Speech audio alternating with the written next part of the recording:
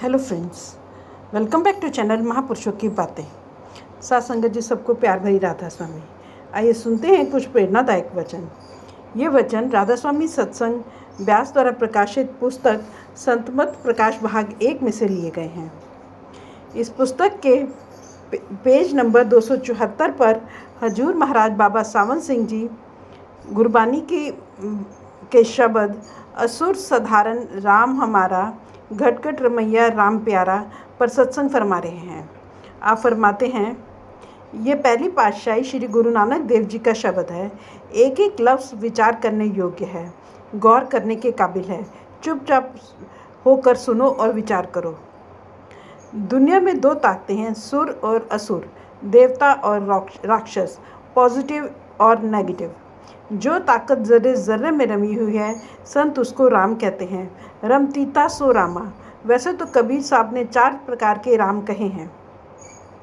एक राम दशरथ घर डोले, एक राम घटघट में बोले, एक राम का सकल पसारा, एक राम त्रिभुवन ते न्यारा। पहला राम रामचंद्र जी के महाराज हिंदुस्तान के राजा हुए हैं, जो त्रेता युग में आए थे और अपना काम करके चले गए। दूसरा राम मन है, जो अभी यहाँ है, अभी कलकत्ता चला गया, बम्बई चला गया और जगह चला गया। यह कभी बैठता ही नहीं, यह बड़ा चंचल है। तुम सो जाओ, मगर यह सोया हुआ भी दौड़ता फिरता है। विचार करके देख लो, अगर तुम चुपचाप भी बैठे रहोगे तो यह बाजारों में फिरता होगा या घर के कामों का ध्यान करता होगा। तीसरा राम ब्रह्म है, जो सारी सृष्टि को पालता है। चौथा राम सतनाम है, जो खंडों ब्रह्मांडों को बनाता है, सभी में रमा हुआ है। ये संतों का राम है। जिस तरह रामचंद्र जी ने राक्षसों को मारा था, उसी तरह जो हमारा राम है, वह काम, क्रोध, लोभ, मोह, अहंकार रूपी असुरों यानी राक्षसों को मारता है। मतलब कि वह काल की सारी असुरी शक्तियों को, नेगेटिव पावर्स को मारता है। राम लफ्ज़ नहीं, बल्कि जो ताकत जर्रे जर्रे में मौजूद है, उसे राम कहते हैं। किसी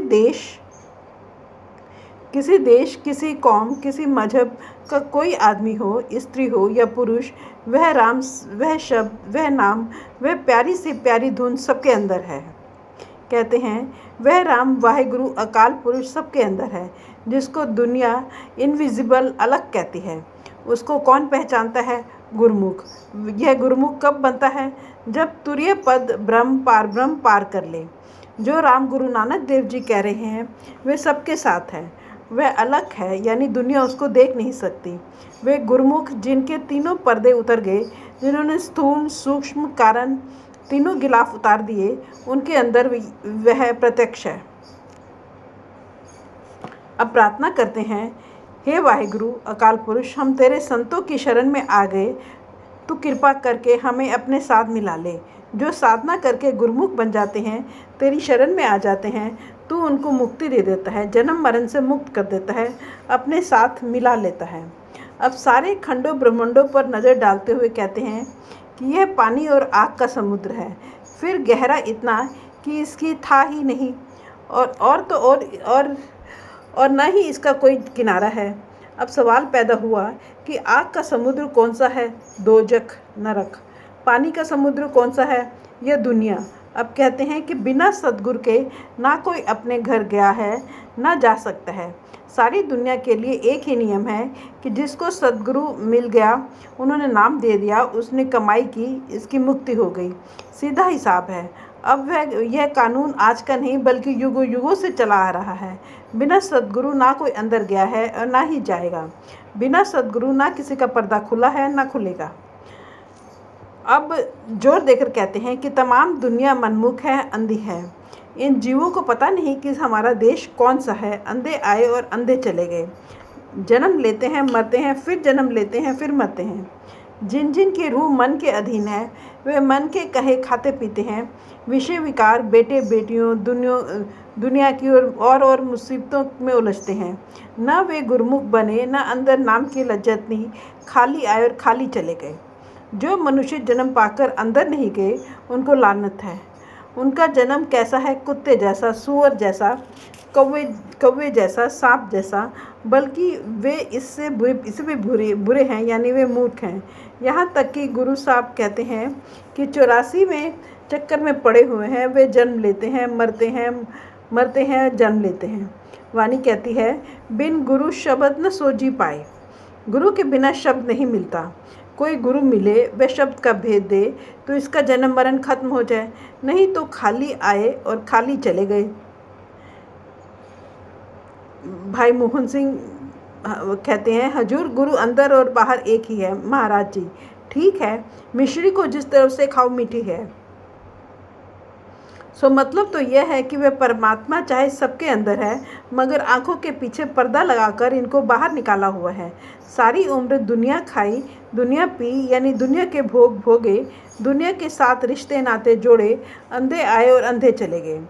जिस तरह जो दाने किसान के घर हैं उनको वे खाते हैं, और उधर फसल बोई हुई है, जब नई फसल आ गई उसको खाएंगे, फिर बोएंगे, फिर खाएंगे, फिर बोएंगे।